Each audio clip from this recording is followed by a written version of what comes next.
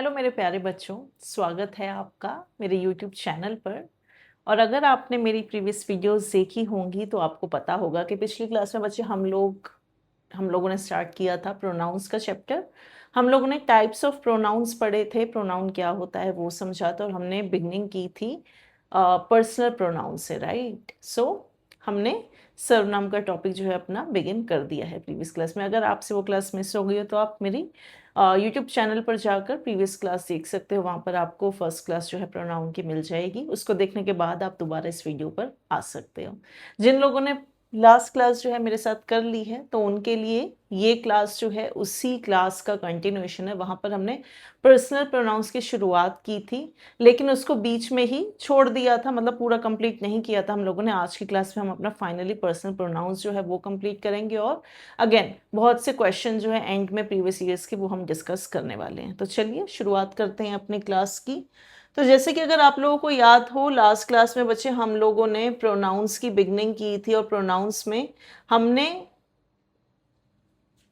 यहाँ पर जो है अपनी एंडिंग की थी, जब हमने टाइप्स ऑफ पर्सनल प्रोनाउंस या जितने भी टाइप्स ऑफ केसेस रहते हैं, जितने टाइप्स होते हैं पर्सनल प्रोनाउंस के, हमने ये सब जो है लास्ट क्लास में डिस्कस किए थे, राइट। सो अगर आपको याद हो, हमने यहीं पर जो है अपना डिस्कशन एंड किया था। हमने इन सब के ऊपर डिस्कशन किया था, राइट।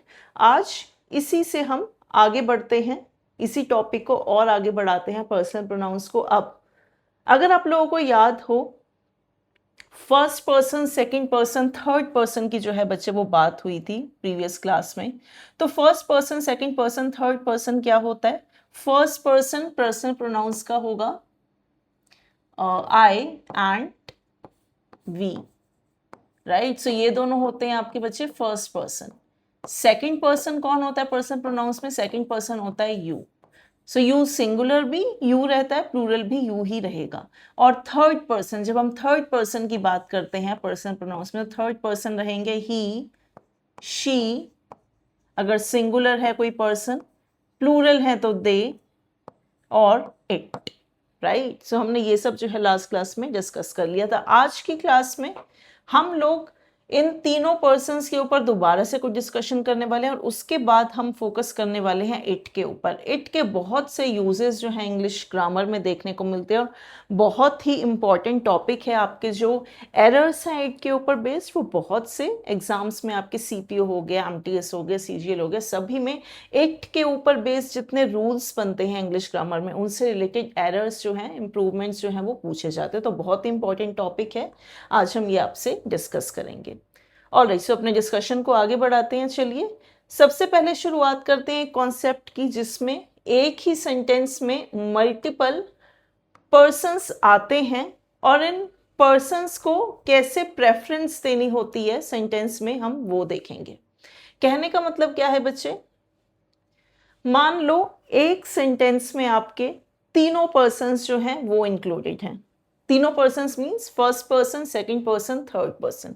तो याद है first person, second person, third person, ये तीनों ही मान लो आपके एक ही सेंटेंस में आते हैं, और इन तीनों के लिए एक कॉमन बात कही जाती है। तो बात क्या हो रही है? इन तीनों के लिए कोई कॉमन बात हो रही है। तो बच्चे ऐसे सेंटेंस में इनको लिखने का एक प्रॉपर ऑर्डर होता है जो हम लोगों को फॉलो करना पड़ता है।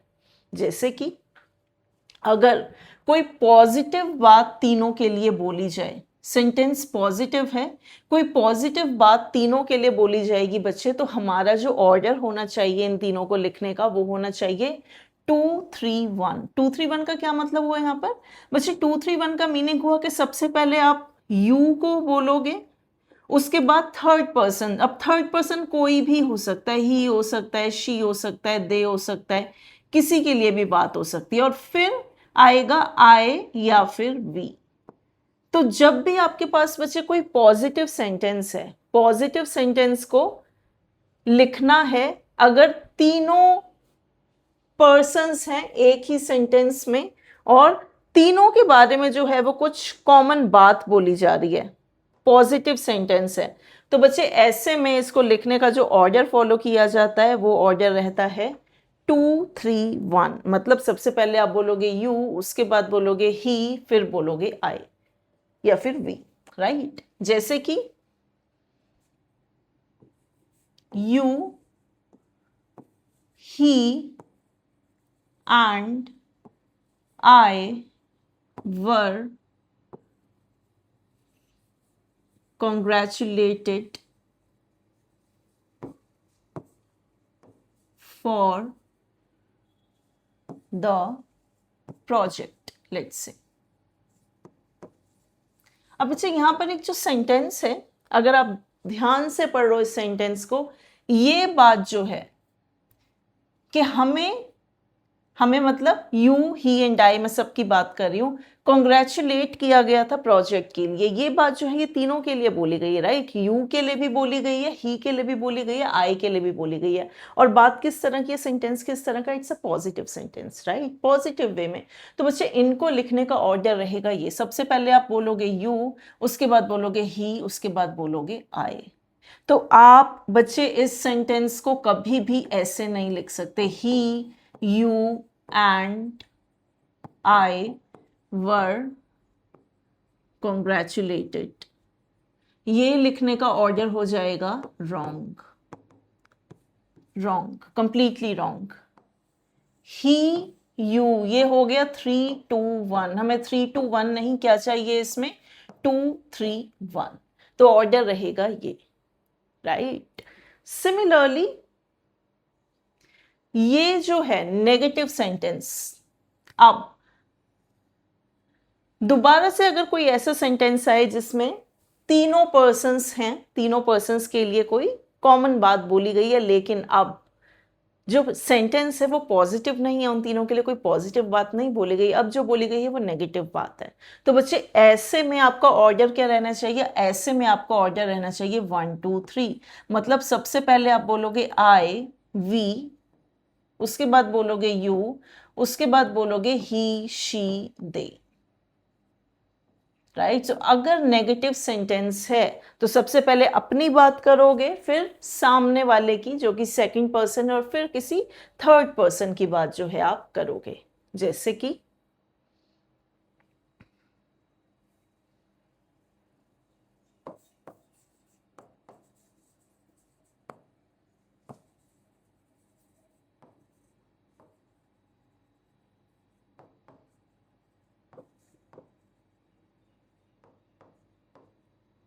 एक बहुत ही सिंपल सा सेंटेंस आपको लिख के दे रही हूं, he, you and I must be punished.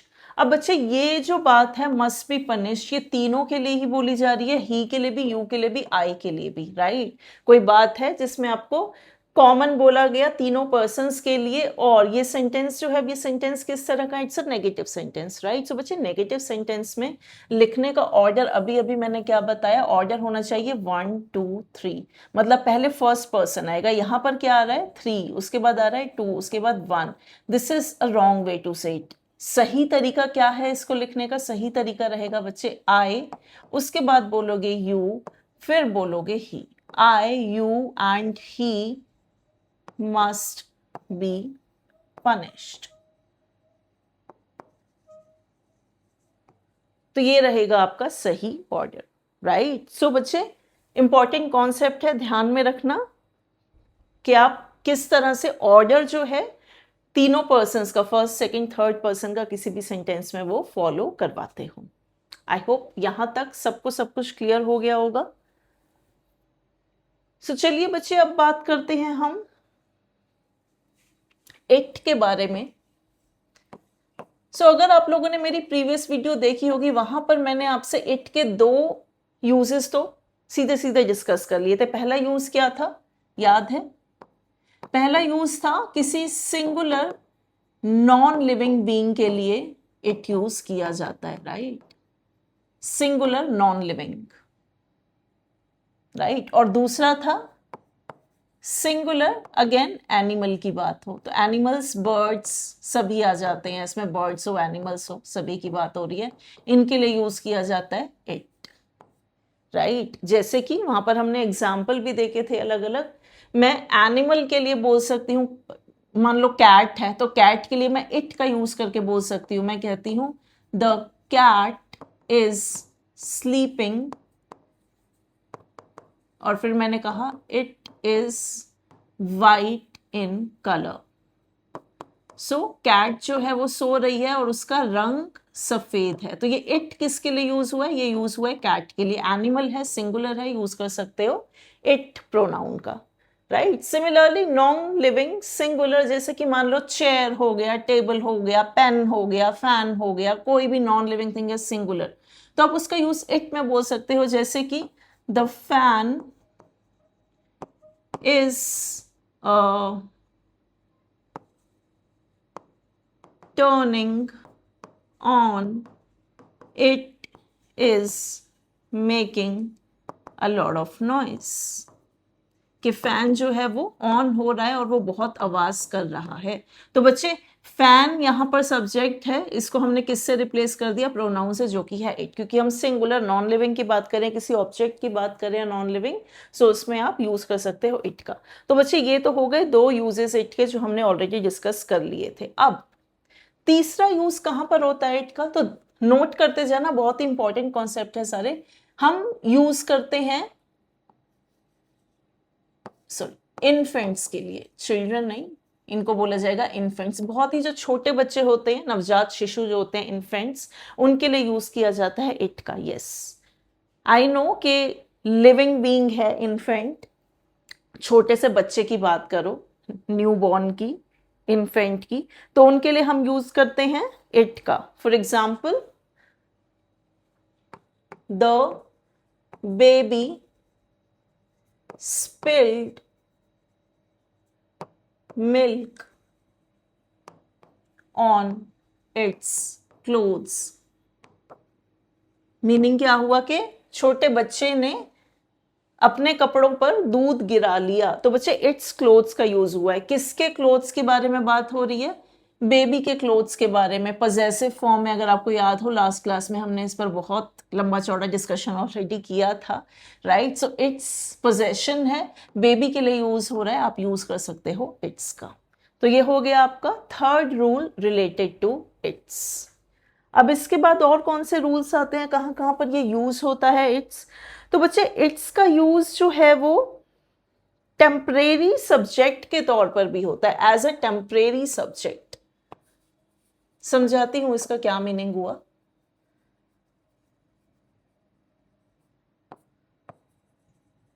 Temporary subject मान लो या फिर इसको सब्जेक्ट ही मान लो, राइट। मैं आपको एक एग्जाम्पल के थ्रू समझाती हूं कि मैं क्या बोलना चाहती हूं। अभी मैं इट का एग्जाम्पल नहीं लिख रही, अभी मैं एक सिंपल सा एग्जाम्पल लिख रही हूं। मैंने कहा राम इज इंटेलिजेंट, और फिर मैंने एक सेंटेंस लिखा, इट इज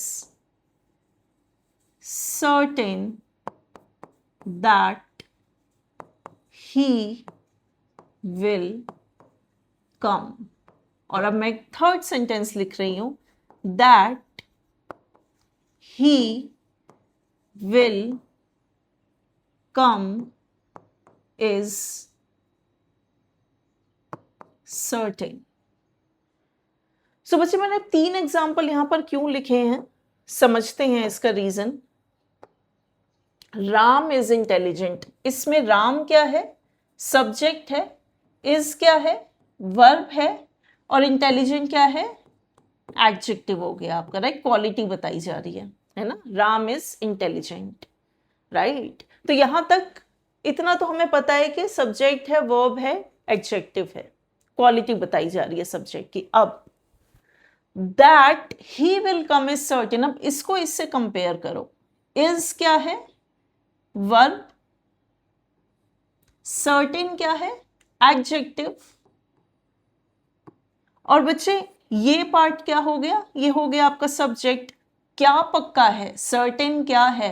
क्वालिटी है ना, एडजेक्टिव है, कि वो आएगा, कि वो आएगा यह निश्चित है। That he will come is certain, right. तो बच्चे इसको और इसको कंपेयर कर पा रहे हो, राइट। इतना तो समझ में आ गया कि ये पार्ट जो है ये हमारा सब्जेक्ट है, राइट। अब इसी को लिखने का एक और तरीका है, वो है ये, और यहां पर बच्चे यूज हुआ है इट का। मीनिंग दोनों का सेम है, इस सेंटेंस का और इस सेंटेंस का, दोनों का मीनिंग सेम है। It is certain that he will कम, बस दैट ही विल कम को हम ले गए हैं पीछे। इसको जब आप पीछे ले आओगे दैट ही विल कम को, तो यहां पर लिखा जाएगा इट इज सर्टेन। क्यों? क्योंकि बच्चे अगर आप वर्ब के आगे से कुछ हटा रहे हो तो कोई सब्जेक्ट तो आना चाहिए ना पहले। बिना सब्जेक्ट के आप वर्ब से शुरुआत कैसे करोगे एक नॉर्मल सेंटेंस की? अगर आप वर्ब से शुरुआत करते हो तो वो तो फिर क्वेश्चंस बन जाते हैं, है ना। जैसे कि is he going to the market, यहां पर क्वेश्चन तो नहीं है, अफर्मेटिव सेंटेंस है, तो बच्चे सीधे सीधे वर्ब से तो शुरुआत नहीं कर सकते, कोई सब्जेक्ट तो आना चाहिए पहले। तो इसीलिए इसको बोला जाता है टेम्परेरी सब्जेक्ट, क्योंकि यहां पर जो एक्चुअल सब्जेक्ट है वो अब आ गया पीछे, ये रह गई आपकी वर्ब। तो बच्चे यहां पर आपको क्या चाहिए, यहां पर चाहिए एक टेम्परेरी सब्जेक्ट, तो इसीलिए यहां पर इट को बोला जाता है टेम्परेरी सब्जेक्ट। तो ऐसे केसेस में टेम्परेरी सब्जेक्ट बनाने के लिए हम यूज करते हैं इट का। बहुत ही इंपॉर्टेंट कॉन्सेप्ट है, आपके क्वेश्चंस जो हैं इस पर बनते हैं, ध्यान रखिएगा। इसके बहुत से एग्जाम्पल्स हो सकते हैं, जैसे कि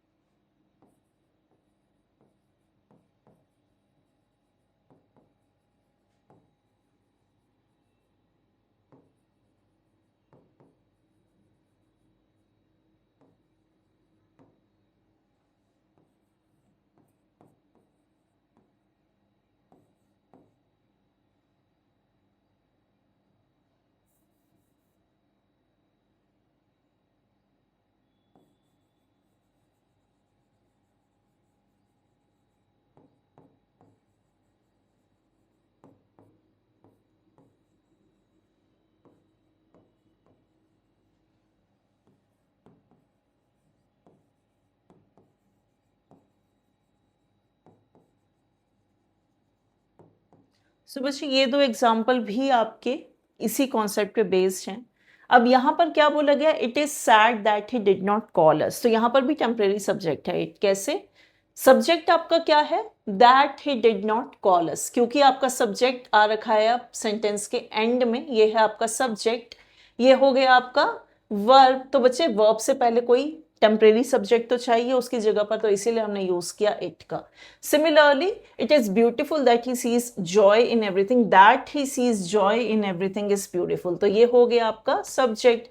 क्या ब्यूटिफुल है कि वो हर एक चीज में खुशी देख लेता है, राइट, तो ये ब्यूटिफुल है, ये हो गया आपका वर्ब। तो वर्ब के आगे दोबारा हमें कोई टेम्परेरी सब्जेक्ट चाहिए तो हमने यूज कर लिया इट का, राइट। तो बच्चे ये आपका बहुत इंपॉर्टेंट कॉन्सेप्ट है, इसको ध्यान में रखिएगा। अब इसके बात करते हैं दूसरे यूज की इट के। अगेन बहुत ही इंपॉर्टेंट है, इससे भी आपके क्वेश्चंस जो है वो बनते हैं। अक्सर बच्चे इट का यूज किया जाता है किसी चीज पर जोर देने के लिए। जब हम किसी सेंटेंस में किसी बात पर बहुत ही जोर देकर बोलना चाहते हैं तो इसको बोलते हैं कि किसी चीज पर एम्फसाइज करना। सो हम एम्फसाइज करने के लिए भी इट का यूज करते हैं। अब एम्फसाइज करने के लिए इट का यूज कैसे होता है, वो इस तरह से होता है कि it was I who informed the manager। सो वो मैं था जिसने कि मैनेजर को इन्फॉर्म किया। अब देख रहे हो इस सेंटेंस में एक जोर देकर बोली गई है कोई बात, किसी बात पर एम्फसिस प्लेस किया जा रहा है कि वो मैं था जिसने मैनेजर को इन्फॉर्म किया। तो एम्फसिस जोर किस बात पर दिया जा रहा है, इट वॉज आई, राइट, इस बात पर। तो बच्चे जोर देने के लिए किसी बात पर एक सेंटेंस में हम यूज करते हैं इट का। और ये जो स्ट्रक्चर है आपका, आपको बहुत ही ध्यान में रखना है। Like it's a very important concept of pronouns, जिस पर आपको बहुत बार जो है बच्चे वो एरर्स मिल जाएंगे। तो बच्चे ध्यान रखिएगा कि जब भी इस तरह से आपका स्ट्रक्चर आए, जैसे कि इट, उसके बाद है कोई हेल्पिंग वर्ब, मान लो कि इज, और उसके बाद कोई प्रोनाउन जो है, पर्सनल प्रोनाउन की बात कर रही हूं मैं यहां पर, पर्सनल प्रोनाउन आनी है, तो बच्चे वो हमेशा आएगी आपकी सब्जेक्टिव केस में, सब्जेक्टिव केस। इसीलिए बच्चे यहां पर लिखा गया इट वॉज आई। आई अगर आपको याद हो ये सब्जेक्टिव केस होता है, ऑब्जेक्टिव केस होता है मी, तो मैंने मी नहीं लिखा, it was I who inform the manager. तो बच्चे इस स्ट्रक्चर को ध्यान में रखना, इट के बाद आए कोई हेल्पिंग वर्ब, तो बच्चे उसके बाद आएगा हमेशा आपका subjective case. It is I, it was I. Similarly आप बोलोगे it was he who ran away।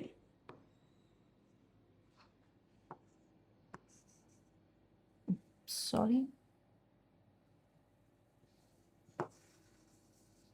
So it was he who ran away, right? So अगर आप दोबारा से उसी स्ट्रक्चर से कंपेयर करो, इट के बाद हेल्पिंग वर्ब के बाद आया है आपका बच्चे सब्जेक्टिव केस, राइट? सो ऑब्जेक्टिव केस नहीं होगा, ऐसे मत बोलना इट वॉज हिम। अब मुझे पता है कि वो सुनने में थोड़ा सा अजीब लगता है, क्योंकि हमें लगता है कि इट वॉज हिम होना चाहिए, इट वॉज मी होना चाहिए, लेकिन बच्चे इंग्लिश ग्रामर का जो रूल है वो ये है, और इस पे बेस्ड आपके क्वेश्चन भी जो हैं वो बनते हैं।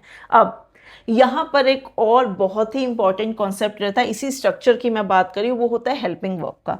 कभी कभी आपके इस स्ट्रक्चर में जो है वो हेल्पिंग वर्ब भी आते हैं। तो हेल्पिंग वर्ब किस तरह से आते हैं? Helping verb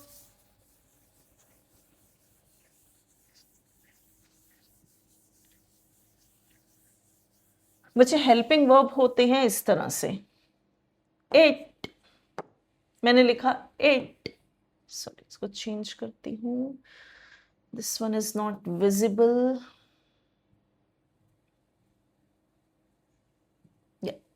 so it is I who dash to be blamed, कि वो मैं हूं जिस पर दोष लगना चाहिए। It is I who dash to be blamed. तो यहां पर अब आपको इतना पता है कि आपको कोई हेल्पिंग वर्ब चाहिए। इट इज आई हु, क्या लगता है क्या आएगा? इज, एम, आर, कौन सी हेल्पिंग वर्ब आपको लगती है यहां पर आनी चाहिए? तो बच्चे यहां पर जो आपकी करेक्ट हेल्पिंग वर्ब है, जो रूल कहता है वो होगा कि इस पर्सनल प्रोनाउन के साथ जो हेल्पिंग वर्ब यूज की जाती है वो ही हेल्पिंग वर्ब वहां पर आएगी। आई के साथ क्या यूज किया जाता है इन सब में से? इज, एम, आर में से एम, राइट?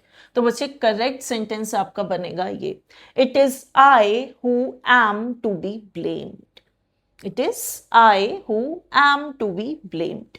तो बच्चे ये होगा आपका करेक्ट स्ट्रक्चर। तो ध्यान में रखना, ये जो आपकी बच्चे यहाँ पर पर्सनल प्रोनाउन है इसके अकॉर्डिंग आएगी ये helping verb. It is I who is to be blamed नहीं, it is I who are to be blamed no, I के साथ रहेगा एम। बहुत ही इंपॉर्टेंट कॉन्सेप्ट है आपका, ध्यान में रखिएगा इसको। अब इसके अलावा आई का यूज, सॉरी इट का यूज बच्चे हम कहाँ कहाँ देखते हैं? इसके अलावा भी इट का यूज होता है, और वो होता है जैसे कि आमतौर पर हम सीजन की बात करें, हम टाइम की बात करें, मंथ्स की बात हो गई, ईयर्स की बात हो गई, तो इन सब में भी आप बहुत बार इट का यूज देखते हो। कैसे? जैसे कि इट इज रेनिंग, या फिर इट रेन्स। आप बोल सकते हो it is winter, it is summer, right? आप बोल सकते हो इट इज 10 o'clock, राइट? तो बच्चे ऐसे सेंटेंस में भी हम जो है इट का यूज करते हैं, राइट? सो ये हो गया एक और यूज इट का, ध्यान में रखिएगा इसे। अब लास्ट जो आपसे डिस्कशन करूंगी बच्चे, वो मैंने नाउन के चैप्टर में आप लोगों को पहले ही बताया था। अगर आप लोगों ने वहां पर बहुत ध्यान से पढ़ा होगा तो इट का यूज कई बार हम कलेक्टिव नाउन्स के लिए भी करते हैं। कलेक्टिव नाउन का टॉपिक याद है? सबसे पहले तो क्वेश्चन है ये, कितने ध्यान से जो है आपने पहले के टॉपिक्स पढ़े हैं, कितने ध्यान से पहले की वीडियोस पढ़ी हैं? अगर पढ़ी होंगी बच्चे तो वहां पर कलेक्टिव नाउन का डिस्कशन हुआ था। कलेक्टिव नाउन में हमने क्या डिस्कस किया था कि बच्चे कलेक्टिव नाउन जो होते हैं वैसे तो प्लूरल रहते हैं, राइट? कलेक्टिव नाउन प्लूरल होते हैं, आर्मी, कैटल, आप कभी भी इनके साथ ऐसे नहीं बोलते ना, the cattle is grazing in the field, cattle are grazing in the field, right. लेकिन कभी कभी क्या होता है कि कलेक्टिव नाउन्स को जब हम एक यूनिट की तरह देखते हैं, पूरे कलेक्टिव नाउन जब मिलकर कोई एक्शन ले रहा है, तो बच्चे ऐसे केस में कलेक्टिव नाउन को हम कर देते हैं सिंगुलर। जैसे कि the jury presented its verdict। अब बच्चे ज्यूरी जो होता है, ज्यूरी एक से ज्यादा जो है उसमें जजेस होते हैं, राइट, जैसे कि बेंच हो गया आपका। तो बच्चे ज्यूरी की बात है, कलेक्टिव नाउन है, लेकिन हम यहां पर इसके लिए यूज क्या कर रहे हैं, singular possessive noun, right. Verdict, jury ने अपना डिसीजन सुनाया, मतलब उस सेंस में है, राइट। तो बच्चे वर्डिक्ट किसका है, ज्यूरी का, तो पोजेसिव फॉर्म है। इतना आपको याद होगा, पिछली क्लास में पोजेसिव केसेस के बारे में बात हुई थी, लेकिन यहां पर सिंगुलर प्रोनाउन की बात कर रहे हो आप, singular third person possessive case, जबकि ज्यूरी जो है वो कलेक्टिव नाउन है। कलेक्टिव नाउन होते हैं प्लूरल, लेकिन यहां पर हमने फिर सिंगुलर का यूज क्यों किया, क्योंकि बच्चे ज्यूरी ने मिलकर जो है अपना वर्डिक्ट दिया। तो हम यहां पर ज्यूरी को कैसे देख रहे हैं, ज्यूरी को एक यूनिट की तरह देख रहे हैं, सिंगल यूनिट की तरह। तो जब आप कलेक्टिव नाउन को as a single unit, as a whole देखते हो, तो बच्चे उसके साथ हम यूज करते हैं सिंगुलर प्रोनाउंस का, फिर वो प्लूरल प्रोनाउन में यूज नहीं होंगे। सिमिलरली आप आर्मी के लिए बोल सकते हो, अगर हम कहें कि आर्मी ने अपनी मार्च शुरू की, तो आप इसको इंग्लिश में बोलोगे द आर्मी बिगैन इट्स मार्च। अब सारी की सारी आर्मी जो है वो एक साथ जा रही है ना, राइट। तो यहां पर भी आप इसको देख रहे हो एज अ सिंगल यूनिट, इसीलिए आप बोल रहे हो इट्स। ऑल्दो ये कलेक्टिव नाउन है, लेकिन यहां पर यूज किसका किया जा रहा है, इट्स का, राइट। तो ध्यान में रखिएगा, ये सारे के सारे बच्चे बहुत ही इंपॉर्टेंट कॉन्सेप्ट थे इट के, बहुत अच्छे से समझना है इनको, क्योंकि इन पर बेस्ड अक्सर आपको बहुत से क्वेश्चन जो हैं वो मिल जाएंगे। अब इसके बाद मैं एक फटाफट आपसे छोटा सा जो है डिस्कशन करना चाहती हूँ।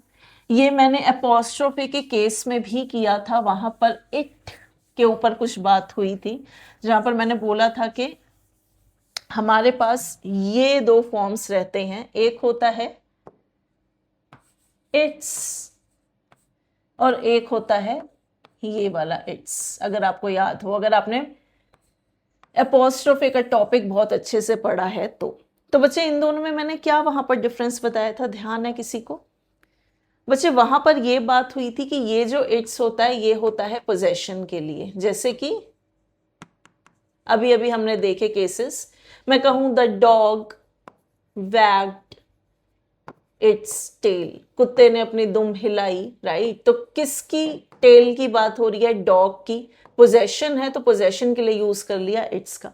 फिर ये इट्स क्या है बच्चे, वहां पर अपोस्ट्रोफी में हमने पढ़ा था, ये जो होते हैं ये शॉर्ट फॉर्म होती है इट इज की। तो इस इट्स में और इस इट इज में फर्क है, ये तो होता है यह के सेंस में इट इज, राइट। जैसे इट इज ब्यूटीफुल, यह सुंदर है, राइट। तो ये तो हो गया वो वाला यह की सेंस में इट इज। जब एपोस्ट्रोफी के साथ आता है बच्चे तो ध्यान में रखना ये शॉर्ट फॉर्म में लिखा जाता है, शॉर्ट फॉर्म को एक्सपेंड करोगे तो बनता है इट इज। ये बहुत ही अलग है इस इट से, क्योंकि इस पर बेस्ड भी आपके एसएससी में बहुत क्वेश्चंस बनते हैं, इसीलिए अगेन ये बहुत ही इंपॉर्टेंट कॉन्सेप्ट बन जाता है आपका। ऑलराइट, सो बच्चे पर्सनल प्रोनाउंस का मोर और लेस हमने सब डिस्कस कर लिया है। अगर कुछ छूट गया होगा तो आने वाले टॉपिक्स में जो है मैं क्वेश्चंस के थ्रू आपको जरूर कवर कराऊंगी। तो अब बढ़ते हैं फाइनली पर्सनल प्रोनाउंस से रिलेटेड कुछ क्वेश्चंस की तरफ जो कि प्रीवियस ईयर्स में आए हैं। एसएससी सीजीएल प्री 2022 का क्वेश्चन है, we thought there was a good idea to wear snow boots before we stepped out. हमने सोचा कि यह अच्छा आइडिया है कि बाहर जाने से पहले स्नो बूट्स पहन लिए जाएं, राइट। वी थॉट, तो बच्चे एरर कहां पर है, यहां पर क्या आना चाहिए, it. We thought it was a good idea to wear snow boots, अभी अभी पढ़ा टेम्परेरी सब्जेक्ट का, right, that it was a good idea, याद है, राइट। सो बच्चे उसी सेंस में है, हमने क्या सोचा, we thought it was a good idea to wear snow boots before we stepped out, not we thought there was a good idea, right. So ये हो गया आपका एरर। नेक्स्ट है बच्चे आपका CHSL 2022 में आया है question, me and my friends often go to the cinema together, me and my friends. अब अभी अभी हमने ऑर्डर की बात की थी, राइट, जब आपके सेंटेंस में कोई कॉमन बात की जाए दो या तीनों पर्सन्स के लिए, तो ऑर्डर क्या होता है पॉजिटिव सेंटेंस में, बच्चे पॉजिटिव सेंटेंस में ऑर्डर होगा आपका 2 3 1, राइट। सो 2 3 1। अब इस सेंटेंस में 2 तो नहीं है, तो पहले क्या आएगा 3।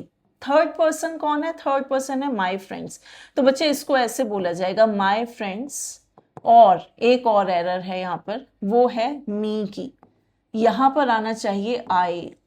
क्यों, ये क्या है इस सेंटेंस में, सब्जेक्ट है या ऑब्जेक्ट है, गो का एक्शन जो है वो ये कर रहे हैं माई फ्रेंड्स और मैं, तो माई फ्रेंड्स मी, ये हो गया आपका पूरा बच्चे सब्जेक्ट।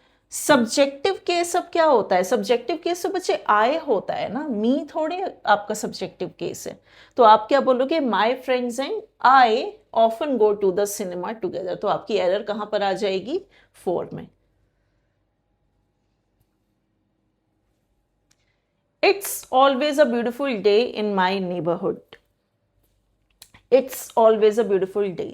अभी अभी इस कॉन्सेप्ट का डिस्कशन हुआ, इट्स, ये वाला इट्स क्या होता है, ये तो होता है पोजेशन के लिए, क्या आप यहां पर किसी पोजेशन की बात कर रहे हो, नो, पोजेशन नहीं, आपको क्या बोलना है कि मेरे नेबरहुड में हमेशा ही दिन खूबसूरत होता है, it is always a beautiful day in my neighbourhood, it is, या तो आप इस तरह से बोलोगे या फिर आप इस तरह से बोल सकते हो अपोस्ट्रोफी लगा के शॉर्ट फॉर्म में, राइट। ये वाला इट्स नहीं चाहिए, पोजेशन वाला है ना, तो आपकी एरर किस में हो गई, इस पार्ट में।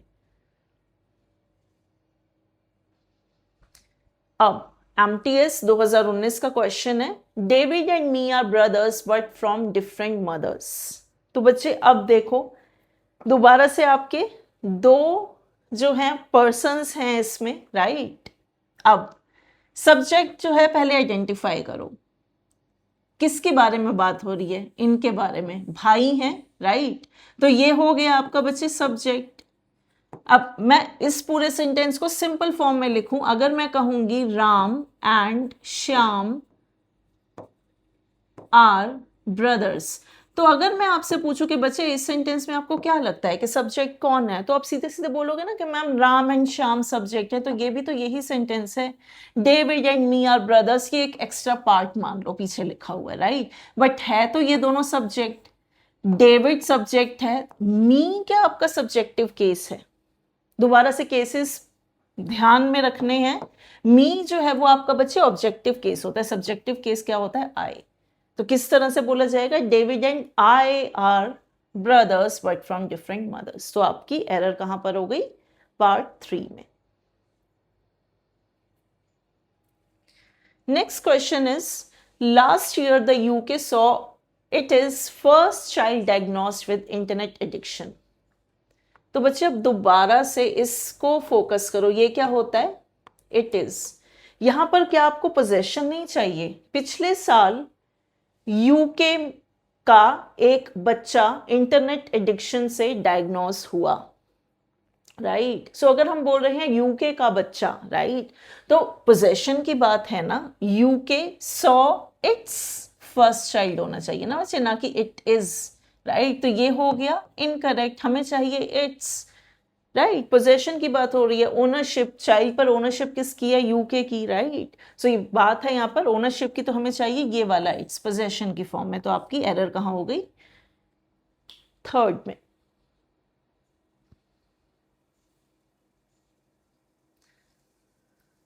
ऑल राइट बच्चों, सो आज की क्लास के सारे टॉपिक, सारे क्वेश्चन जो हैं फाइनली हमने डिस्कस कर लिए। बहुत ही इंटरेस्टिंग टॉपिक है, बहुत ही इंपॉर्टेंट टॉपिक है आपके एग्जाम पॉइंट ऑफ व्यू से। एसएससी के कोई भी एग्जाम हो, बैंकिंग हो गया, सीयूईटी हो गया, कोई भी एग्जाम उठा लो, सीडीएस, रेलवेज, सभी में आपके क्वेश्चन बनते हैं प्रोनाउन के इस टॉपिक से। बहुत ही ध्यान से पढ़ना, वापस से रिवाइज करो। अभी हमने सिर्फ और सिर्फ एक टाइप जो है प्रोनाउंस का वो डिस्कस किया है, विच इज़ पर्सनल प्रोनाउंस। आने वाली क्लासेस में हम लोग बहुत सारे टाइप्स ऑफ प्रोनाउंस और भी देखेंगे, बहुत प्रकार की सरनाम हैं जिनके ऊपर हम डिस्कशन करेंगे। तो उम्मीद करती हूँ आप लोगों को आपकी आज की वीडियो पसंद आई होगी, और मैं आप लोगों से मिलूंगी नेक्स्ट वीडियो में। डिस्कशन करेंगे बाकी टाइप्स ऑफ प्रोनाउंस का। तो सब्सक्राइब कर लीजिए मेरे चैनल को अगर अब तक नहीं किया है, and keep on liking my videos, बच्चे, keep on sharing my videos, and I will meet you all in the next class. Till then, take care everyone. Bye bye.